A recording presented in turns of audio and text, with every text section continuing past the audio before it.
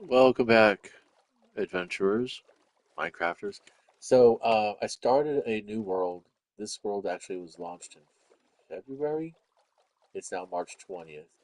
And there's been a number of bug updates for the game, which I think is, that's nice. The whole thing about Minecraft is that it is a living game, which is fun. Not necessarily a live service game, which is also fun. So, I mean, there's a shop and things like that, but it's not like I don't think we have battle passes yet. Um, I haven't gone exploring enough to actually get to the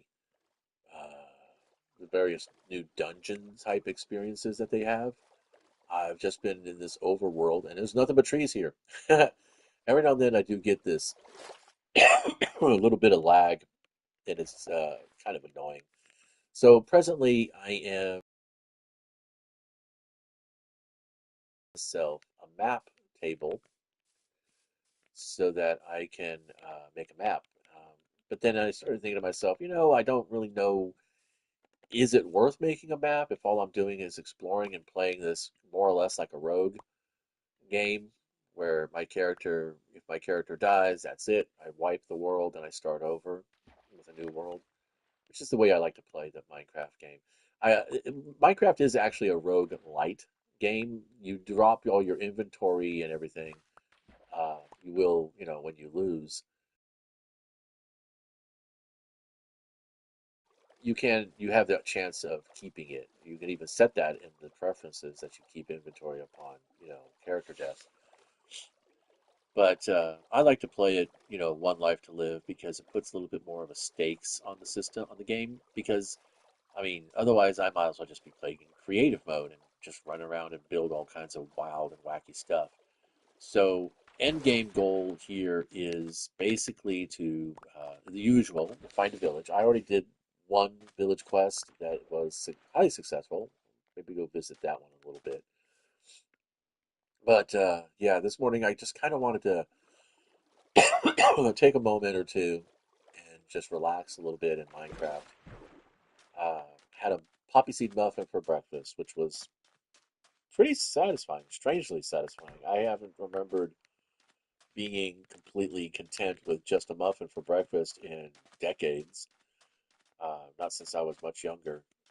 And yeah, believe it or not, as weird as it sounds, I ate far less when I was younger than I do now that I'm much older. Um, I think it's kind of like the reverse for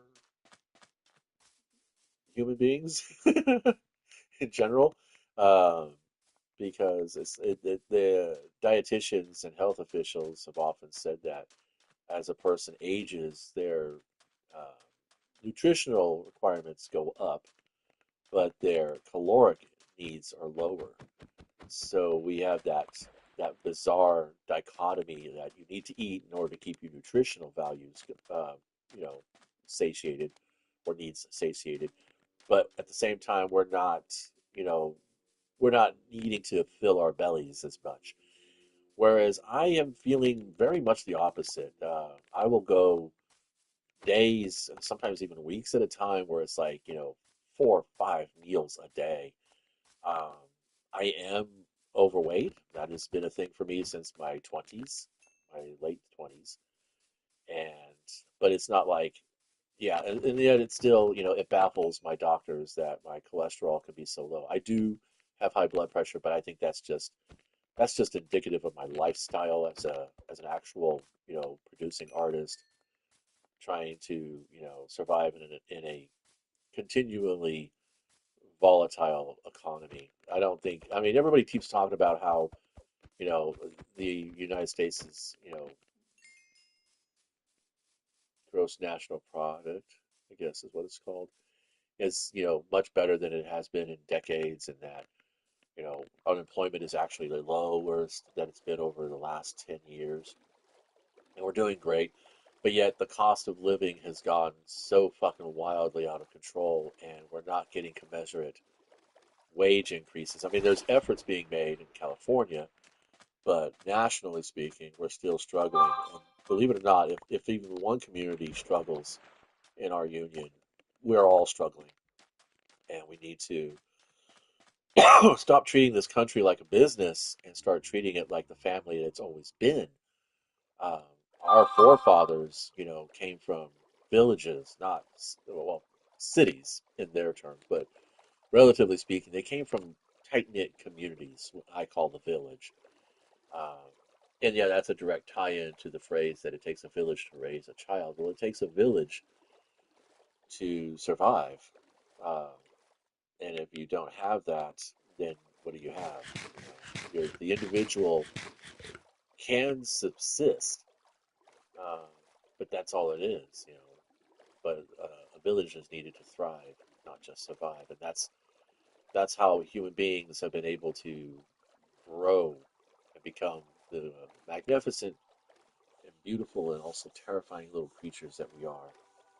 Is because we've gone from subsistence to existence to you know persistence and